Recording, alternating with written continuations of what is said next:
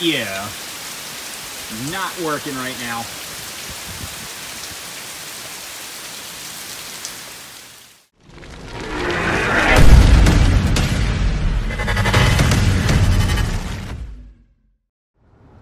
All right, YouTubers, good morning. It's a little after 9 a.m.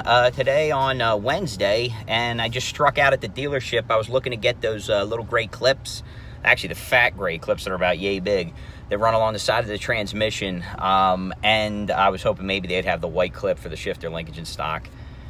Struck out on both accounts, so gonna hit AutoZone. I'm actually right here. I'm gonna pop in, get myself some anti-seize, and get myself some red and blue thread locker just to make sure I have it. I know I do have some of it around, but I wanted to get some fresh stuff, especially the blue, because I never really get large containers of that. So let's stay tuned here, guys, and we'll start putting this thing back together momentarily. Thanks. All right, guys, how you doing? We're back in the garage. I'm gonna get under there, pull the old converter out, and then we'll do a little bit of cleaning, and then I'll get back underneath there with the new converter and try to stab it home without making a huge mess. Fingers crossed I don't lose a ton of fluid out of it, but it's not gonna be so much that I'm not gonna be able to drive the car and at least get, well, I'll probably end up doing is having to get a transmission service for the car, just so that it's $180 or whatever, but it'll at least allow us to pump the fluid in. So, and check the fluid level to make sure everything's good once I get the car driving again. But long way to go before that. Hang around, let's get down to business. Here's the stock converter. Boy, that was fairly straightforwardly easy. Here's the new guy, looking ready to go in the car. We are about as full as I would like. We have just about 2 quarts in this car. Judging by how much is in here and how little I've actually lost out of there, I think I probably will be okay as far as fluid level and driving it, at least to the, to the dealership to get a, just to get everything checked. But here's, let me just get under here real quick for you. There you go. So here's a shot of the transmission. I cleaned it up a little bit. Really didn't lose much. You can see a little bit on the splines there, but overall, very straightforward. So I'm going to stab this baby on home. I'm going to put a little bit of fluid on the main spline just before I put it in. I expect to lose some fluid doing this, but I'm going to put it in on the passenger side, and let me turn this off and slide back out here. Ugh. Getting old, guys. So what I plan to do, I'll just put it in on the driver's side like I did before, slide the thing in, get myself situated, basically sitting up, and then we're gonna lift her up and start the procedure to get it pushed in. So you gotta kind of get it on an angle and get it in there pretty quickly so it gets past the seal, and then it won't be dripping all over you. I expect to lose a little bit, but overall, I'm pretty happy with it. So let's get right back down to it, man. We might actually get this thing in. Fingers crossed, knock on wood. Knock on wood. Let's do it. All right, guys. So I'm sitting up in the trans tunnel right now, and the converter is in. I did end up having to pull it back out because I did lose, and I ended up losing a little fluid. I was not getting the pump lined up properly, and I didn't want to jam the thing in. So I was able to get a good view of it, and now it's definitely, you definitely feel it's seated. So I'm going to go and I noticed that my converter was a little damaged in shipment. The pads here, this one isn't prone. These guys aren't prone, but this guy right here is a little marred up. So I'm going to get a little piece of file, like just a little file there. You can see this must have bounced, like, hit something on the ground or whatever. But the pilot's good. So I'm not, I'm happy about that. That's good. So I'm not worried about that getting any type of damage. This isn't the end of the world. I'll just grind this a little bit, and we'll be good to go. All right, now it's time to do everything in reverse.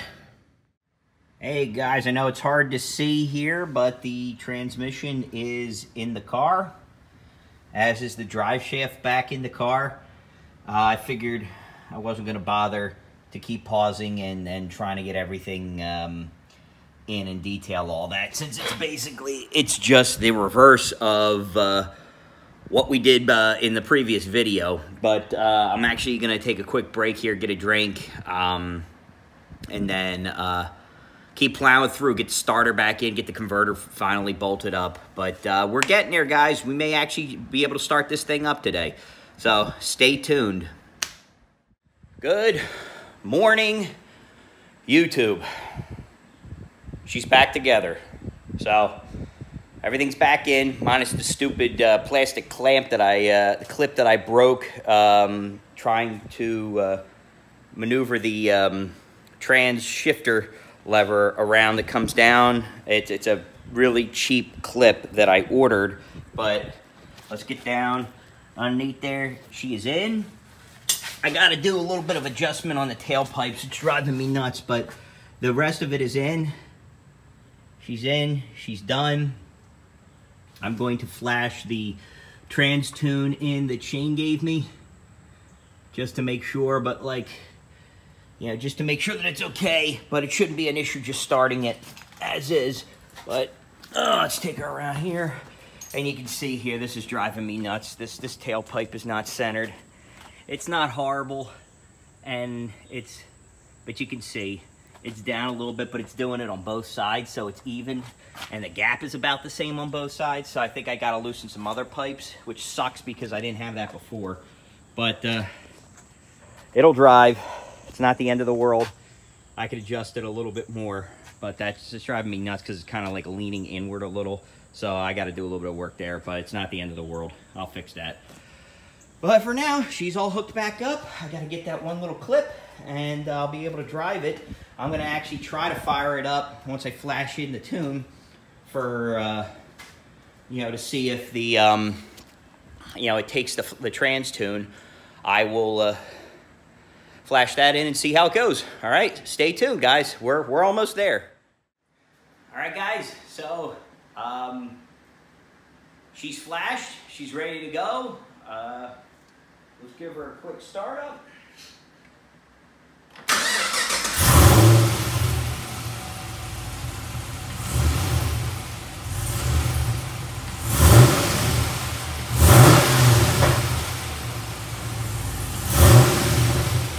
Sound pretty good. I'll let her cool down, get her to the point where I can take her over to the dealership.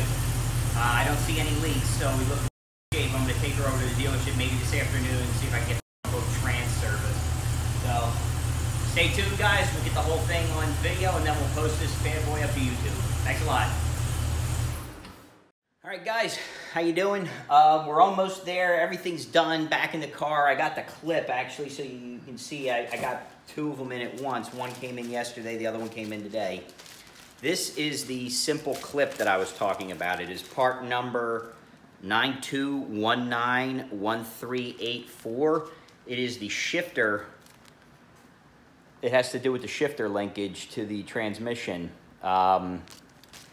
It's a simple plastic clip that's shattered and it's snapped very easily when you put a little bit too much torque on it. When you're trying to take it out, if you bend it, you twist it away from where it's mounted, it snaps very easily. So the other thing that JRE Racing, this is Genetti Racing. These guys actually make a dipstick for the 6L80, 6L90E transmissions. Now, granted, it is generally in the Camaros. I'm going to actually see if I can make this work. It's going to take a little bit of work. I might have to pop the harness out that goes along the side of the transmission to make it fit. But looking at this, I think I can actually make it work. It looks like it should fit. I can sneak it up in there, and it'll fit to the left side of the engine. I'm sorry, the passenger side of the engine there. I may have to notch a little bit for the harness just to make it fit a little bit better. But what this will do is actually allow you to get a good reading on this when it's hot. And it has the normal trans measurement there when it's hot. And I gotta ask them about it because a lot of times for this transmission it says to check it when it's between like 82 to 120 degrees Fahrenheit, something like that, or actually a little lower, like 102 or something. It's a very weird range for that. So I have to check that just to make sure, but this is gonna make it a lot easier, especially if I gotta add fluid.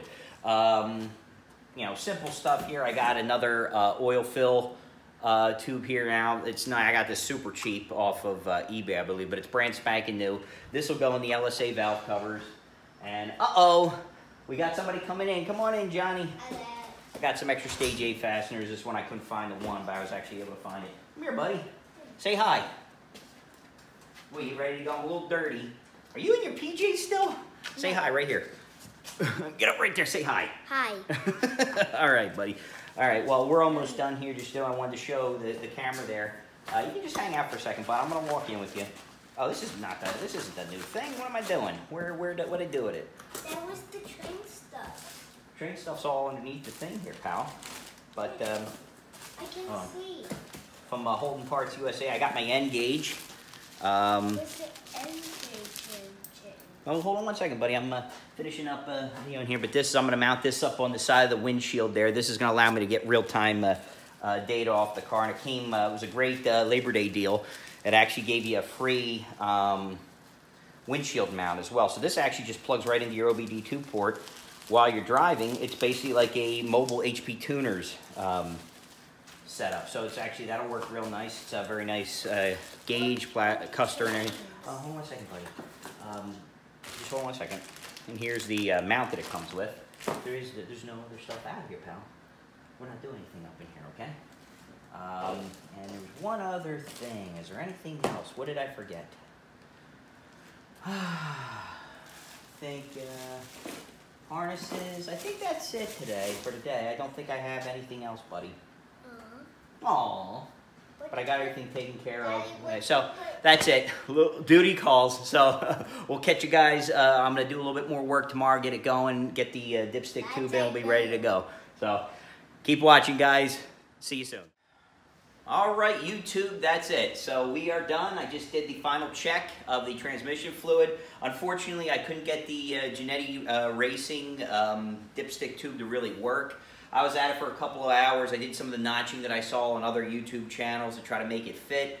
I was able to get the tube inside the transmission, but it was just squeezing the harnesses way too hard, and it was pressing up against some of the other heat shields along the trans tunnel. I'm just not good with that. I don't want any type of wearing of the harness, any type of vibration or tapping noises or anything like that. So I tried it the more traditional way. I fired it up, ran it on the stand, went up to 3rd gear on the stands, got it to the point where I was able to basically get some heat in the transmission. I got the transmission up to like 82, 83 degrees fluid temperature. I may do it one more time just to warm it up a little bit, but I still have to adjust the tailpipes. It's still driving me nuts in the back, but like what I'm gonna have to do is kind of the pipes that go into the muffler pipes. What I'm going to end up having to do is just kind of twist them up a little bit, and what that's going to do is force the two pipes to bend and lower the size. So it's going to be pretty straightforward for me what I need to do. It's just raining too hard for me to do anything, so this is going to sit up here for a little while longer, unfortunately. But good news is transmission's working. I was able to check it. It looks good. I actually had a little too much fluid in there, which is a good thing. So what we're going to go with now is basically just wait until I can get a few dry minutes to take the car back out. Unfortunately, it is really bad out. Now we're getting some remnants of, I think, one of the tropical storms, Gordon or something like that. I don't know. But it's not safe for me to really take it out and drive it and kind of get on it a little bit to see if I feel any difference. I did put the tune in from Shane. That was pretty straightforward. Thanks again, Shane, at Shane Hines Tuning. You know, I think it's Tuning by Shane Hines. I always get that wrong. It's at Tuning by Shane Hines. So I think I got that right. Either way, I'll put a freaking link in there so you can say it. But overall, that was it. I mean, it really wasn't that bad a job, guys. It's just hard to be on your back, and me not being, you know, the picture of health. It's a little harder for me just because I'm a bigger dude trying to get my arms in there and everything. But overall, went together. Got to do, like I said, a few little tweaks. But overall, guys, not bad. Next video will be some driving videos. I'm probably still going to take it over to the dealership to let them check it to make sure, but overall I'm feeling pretty good to drive this thing. So I think later in the week we might get a little bit better weather, like I said, and we'll get ourselves some driving videos of it, all right? Stay tuned. Thanks a lot, guys. Hopefully the blower will be back soon. We'll get you some, we'll get it on to phase 2 where we start tearing the top end of this thing apart. So if you got any questions, let me know. I still owe somebody one of the comments he said to see whether or not you could do the starter, pull the starter with the stock exhaust in place. I will take a look at that on the Cutlass. I should be able to tell you that pretty easily. So I'll do a quick video of that for you as well. So thanks for watching, guys, and stay tuned for more great content.